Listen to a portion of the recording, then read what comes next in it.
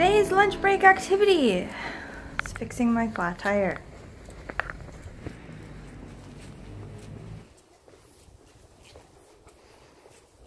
But he's got a different fight. Oh my god, the punk bikes people here in Cardiff are the world's most amazing people. I took like a ridiculously long lunch break so that I could sort out my bike and still have lunch. But after going all the way down to the punk bikes place, getting the bike all the way fixed, even like fixed the gears and the brakes, charged me only 10 quid. And now I'm at my house 20 minutes earlier than I would have normally done had I not done that on a normal lunch. The punk bikes dude is the shit. Also, we were like talking about the age of my bike, right? And I was like, yeah, it's like something 80s. And he was like, I reckon not. I reckon it's older. I reckon it's from the 70s. What? My bike is from the 70s. That is ridiculous. I love it. His name is Arnold, by the way. The bike, not the guy. Don't know what the guy's name is. I should ask. Anyway, lunch break time.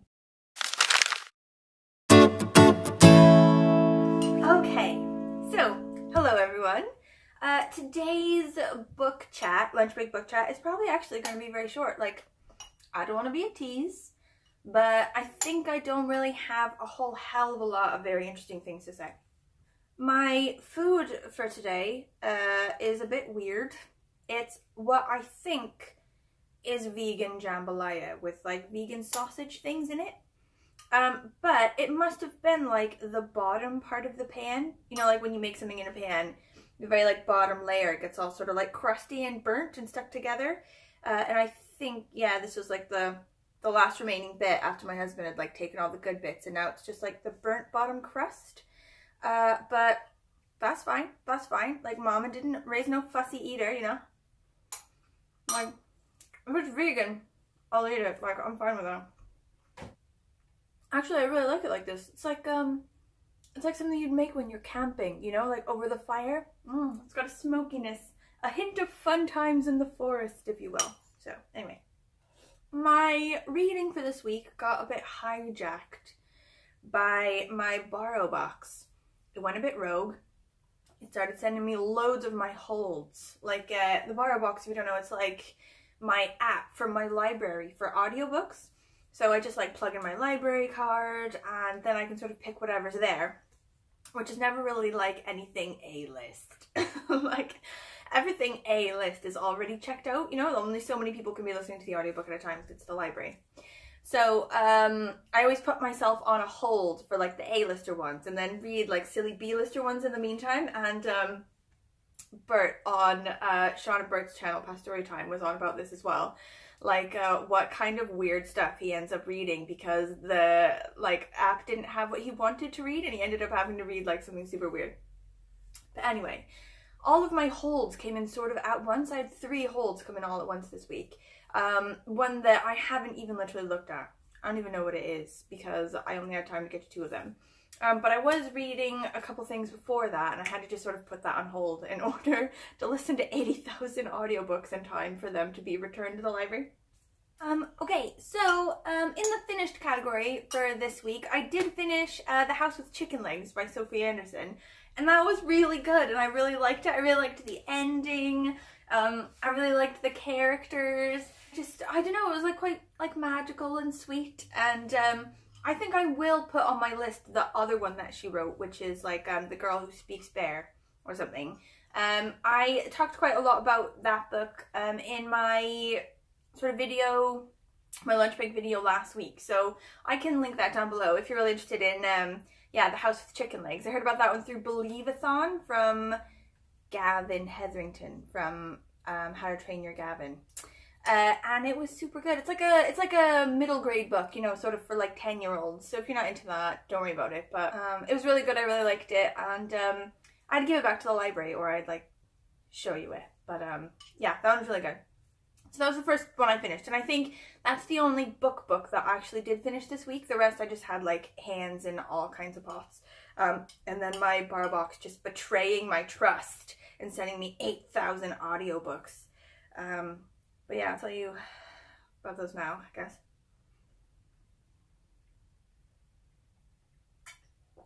So I'll start with, I think, the one audiobook that I did finish, which was My Thoughts Exactly by Lily Allen. So why did you put an audiobook by Lily Allen on your list, you might ask? It's a good question. I also don't know. But I saw it, I think, on somebody's booktube channel probably, first of all, and then I think I saw it a couple times on like Instagram or something, people saying that it was weirdly good, you know, when like, you know, gritty, you know, and like they use words like, you know, like uncompromising and, you know, like honest and blah blah. And I love a good celebrity memoir, me. Like, I don't know why I'm so obsessed with like listening to people's lives. But I was like, okay, I'm not really that hugely into Lily Allen, but I used to really like her when I was in university because I was dating this English guy. I felt really sophisticated. And Lily Allen just sounded really English when she sang. And she used to say really English things like carrying Tesco bags and stuff like that, because we don't have Tesco in America. So I just felt really cool when I listened to Lily Allen. And I was going to take myself back to my glory days by listening to her autobiography. Which, you know, was okay, I guess. It's like the audiobook of it is good. It's read by Lily Allen, and she, like, you know, obviously performs it well because it's her own thoughts. But I think in the end I was just too annoyed by Lily Allen to like enjoy it at all. When I told my friend Hannah in work that I was gonna read this thing by Lily Allen, she was like, nope, she's annoying. And I was like, well, that's a bit harsh, you know. Is she really that annoying? Like, since when? Like, I mean, she's dropped out of the public eye a bit, you know, whatever.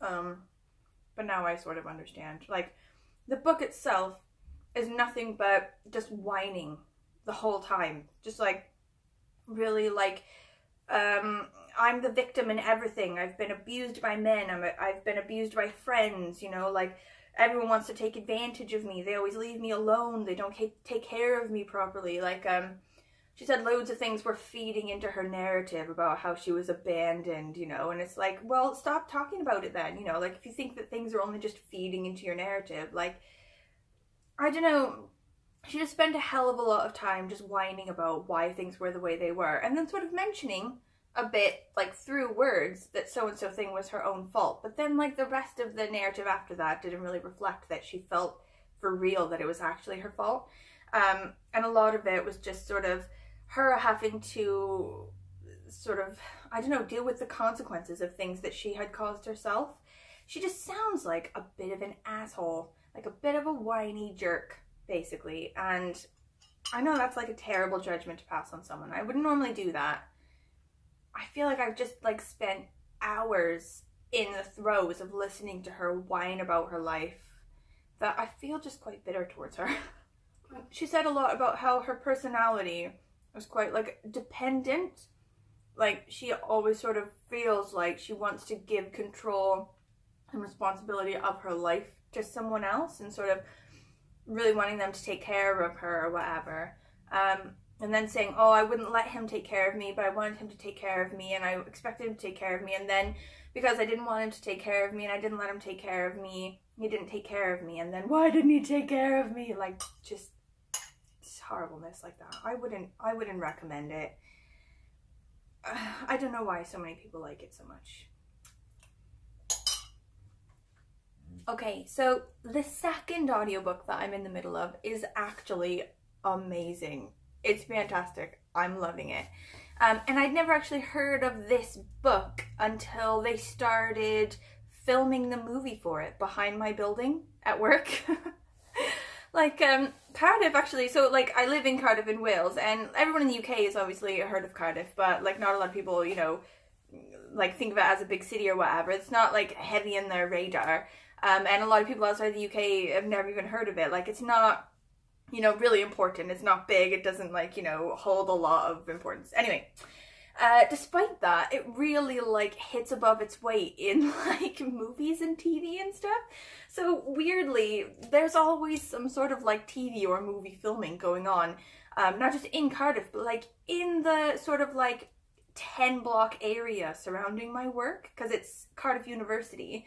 So there's sort of a lot of, like, sort of 19th century, early 20th century university buildings there, as well as the National Museum, the Welsh, I think there's like a Welsh government building there. There's also sort of City Hall, like it's all sort of in a block of an area, and they film a lot of stuff there, like Sherlock is filmed there. They did a lot of like Doctor Who filming there. I think Deadwood's like, or is that the one, like the sort of spin-off from Doctor Who?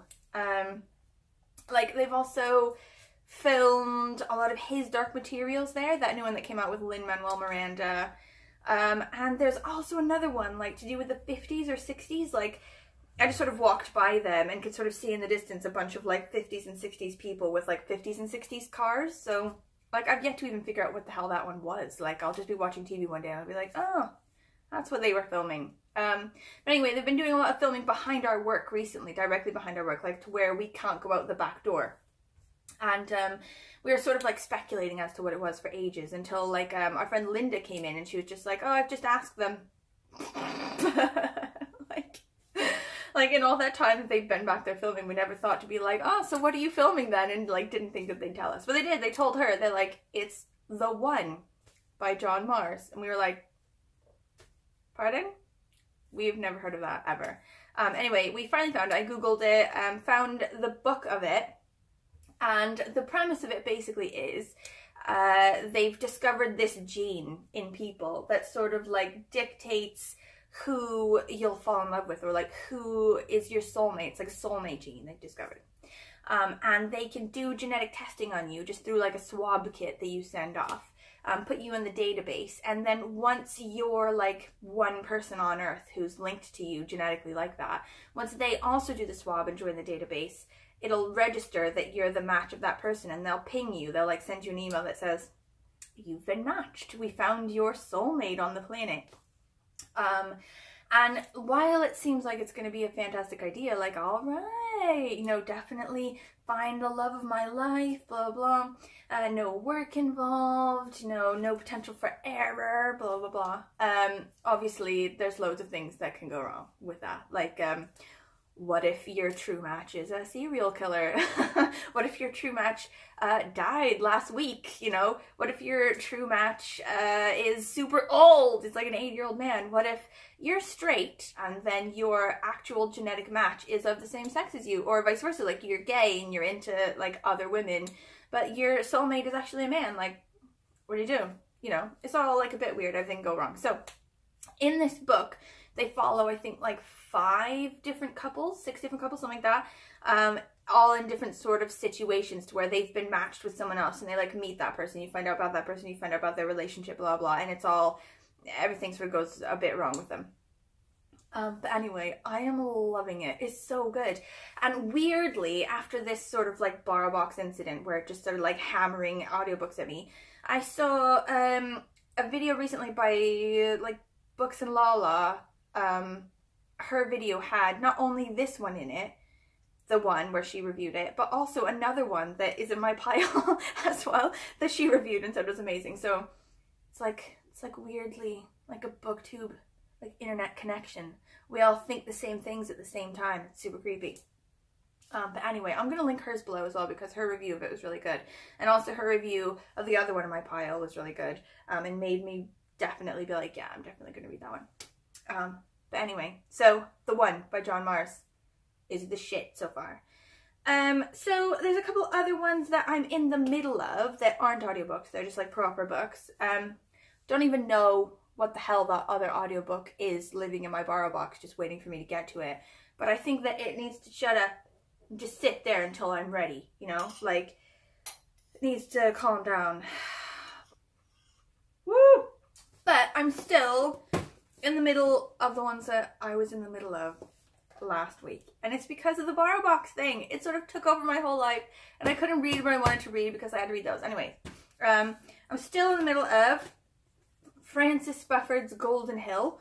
I think I've solved the mystery behind what Sarah at Hardcover Hearts had tweeted to me about, like, being like, I don't want to tell you what I think about the book because I don't want to influence you, whatever. So I think she was just worried that maybe the writing would be a bit, like, unpopular, or people might not be into the writing, and she didn't want to make me feel weird about, you know, I don't know, the weird writing. But I really like it. So it takes place in the 18th century, and the weirdness about it is that the author isn't telling the story of an 18th century thing in a 21st century sort of way. The author is telling you the story as if they're also in the 18th century. It's sort of a novel, much like novels that were written at that time. So I haven't read a lot of them, but I did read Fanny Hill, like, don't ask, okay? I was a book nerd at a Catholic school, okay? We all rebel in our own ways. But it sort of follows this guy. He has come ashore from his boat from England into Manhattan in sort of mid-18th century, mid-1700s. And he's got like this bill for a ridiculous amount of money, this sort of like contract for this money. And he goes to the bank and he's trying to like collect on his money or whatever. And they're like, okay, well, we don't know you. We're worried about this sum of money. Like, we need to sort of make assurances first, blah, blah, blah. So he's like, okay, that's fine. I'll give you the proper amount of time. You don't know anything else about him. You don't know why he's there, where he's come from, how he got all this money, you know, what he plans to do with this money. And there's a couple of like sinister characters now that have sort of been introduced. They're a bit sharky, like got weird names like Septimus and stuff. And so far it's really good. I really like it. I'm really excited to find out why he's there. You know, I hope they tell me soon and it's not like at the very end. But anyway, that one's really good. Also, another one that I'm absolutely loving, that I'm devouring, is Any Other Name by Craig Johnson. This is part of the Longmire series, and this was recommended to me by Liz Schubert, her channel. When I said, ooh, I love Tony Hillman or whatever, she was like, me too. I got something else for you that you should try. And it's these Longmire ones. So it's this sheriff in Wyoming, and he's like quite cool, you know. He's a bit of a like a John Wayne figure. Doesn't say a lot, you know, and what he does say is like straight to the point. It's like I always sort of see him as like, you know, like a hooded brow and like a low, slow voice. Like he's also ridiculously smart. Like every time sort of anyone says anything, like he deduces loads of stuff from that. And he's sort of a fountain of like various bits of knowledge. Like he could definitely win on Jeopardy, I reckon. And it's loads of things that I didn't know, that I've definitely had to Google in order to find out about. Because there's no sort of further explanation. It just sort of like, he drops all this sort of information about stuff and then that's just it. So there's this thing about a Bugatti. This woman apparently named Isadora Duncan or something in 1927. She was in like a Bugatti or whatever in Italy, and she had like a really long scarf on, and when it took off it strangled her. It got stuck in like the wheels of the car and she died. And I sort of read the bit about that and I was like, well, I'm gonna need to Google that, and I'm glad I did. It's very interesting. There's also some stuff about a dead man's hand, like the aces and eights, like the last card hand held by Wild Bill Hickok, like aces and eights, and then he was like shot or whatever. Anyway, I'm just really liking the character. This guy, his name is Walt Longmire, he's the sheriff. But in this particular one, so it's like a series of all of them, the Walt Longmire ones. In this particular one, his friend has asked him to investigate the suicide of another friend. And there's a whole cast of weird characters. There's like a woman that went missing, and she's like a Basque woman, and she's like of Basque descent, and she's living in Wyoming. The sheriff has a dog named Dog. He's like basically potentially part wolf, and he likes ham. I love me a good dog character. Anyway, so I can definitely see myself after finishing this one, it's gonna be like a staple again, like the Hillerman ones. Every time I feel a bit down or can't decide what to read, or just need like a bit of a sort of rut thing or a pick-me-up, I read the Hillerman ones. I think this is gonna also join that in like the series of things I read like that. So those are the ones that I'm in the middle of. Ones sort of upcoming, hopefully I can knock those out this week and I'll have other ones I can read. I got these two, what am I doing? I got these two new ones at the library that I'm hoping to get to soon. One of them is Autumn by Ali Smith. Sean on Past Story Time, she said about this one and said it's really good. I think she was doing like a book club thing with it or something. And when I looked at it, it looked really nice. It says, Daniel's a century old. Elizabeth, born in 1984, has her eye on the future. The United Kingdom is in pieces, divided by historic once-in-a-generation summer. Love is won, love is lost. Hope is hand in hand with hopelessness. The seasons roll round as ever. So, sounds a bit Brexity, which is fair, as Brexit has just officially gone through after like 3 years of hoping it wouldn't. But I'm definitely down for that. And there's, I think, a series of them. Like, there's other seasons as well. So if I really like that, I can then read the other ones like it with different seasons. So hopefully I'll get to that before that's due back at the library. So this other one that I got from the library, I heard about when I was looking through all these novella lists back in November, when I was like particularly novella obsessed. And I was looking specifically for novellas. This one came up. And then it came up as a whole to the library, so I went and got the library, and then literally the next day I saw the Books and Lala video to do with this one, and she said she read this one again recently in order to prepare herself for the reading of the 5th one in the series. I didn't even know it was a series, but now I do.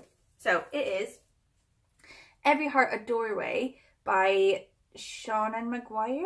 Is that how you say him? I don't know, Seanan, is that the name?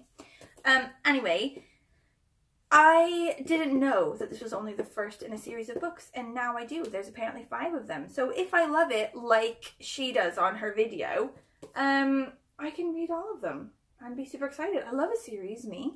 I love it. So this one is basically about like these wayward children or something. Like, the first one introduces you to the children, and there's a bit of like murder mystery type stuff going on. And then I guess throughout all the other ones, different children are talked about more or whatever, and they do other things. But it's basically to do with like a doorway to other lands, or like a bunch of doorways to other lands. And it's a bunch of children who for some reason were like exiled from their door or something. It's all very like fantasy, sci-fi weirdness, but I love that. I'll read it here. Children have always disappeared under the right conditions, slipping through the shadows under a bed or at the back of a wardrobe, tumbling down rabbit holes and into old wells and emerging somewhere else. But magical lands have little need for used-up miracle children. Nancy tumbled once, but now she's back. The things she's experienced, they change a person. The children under Miss West's care understand all too well, and each of them is seeking a way back to their own fantasy world. But Nancy's arrival marks a change at the home. There's a darkness just around each corner, and when tragedy strikes, it's up to Nancy and her newfound schoolmates to get the heart of things, no matter the cost. So I'm pretty excited about that one as well. Right. If anyone has any comments about any of these, please let me know. If you've read any of them, or you want to read any of them, or you have like anything particular to say about BorrowBox and audiobook apps and various things giving me too many books at a time when I'm trying to just live my life, feel free. I'm always up for that kind of discussion. Also, if you want to talk about how bikes always have flat tires in the world when you're just trying to live your life, I will also accept that conversation starter. This is definitely better now that it's got like the burnt part on it. Like, I reckon this is my favorite part of the jambalaya. Like, the top part would have just been fluffy with no character. Thank you for watching. I love you all. Goodbye, goodbye, goodbye.